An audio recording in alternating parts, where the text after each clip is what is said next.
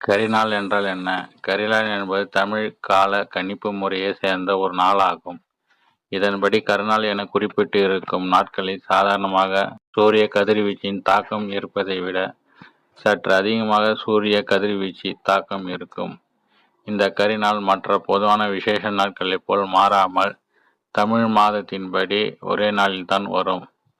இந்த கரிநாள் என குறிப்பிட்டுள்ள தினங்களில் சூரியனின் கதிர்வீச்சு சற்று அதிகமாக இருக்கும் என்பதால் நாம் அதிகமான அன்றைய தினம் வெயிலில் சென்றால் நம் உடல் உறுப்புகள் பாதிக்கப்படும்.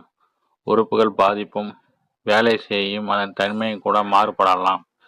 அத்துடன் அதிக வெப்பத்தால் நமது மனநிலை கூட மாற்றங்கள் ஏற்படலாம். அதனால்தான் மேற்படி நாட்களில் விசேஷங்களை தவிர்த்தனர் பெரியோர்கள். எதற்காக என்றால் தேவையில்லாத அலைச்சல்கள் இந்த நாளில் தவிர்க்கத்தான் கரிநாள் என்பது.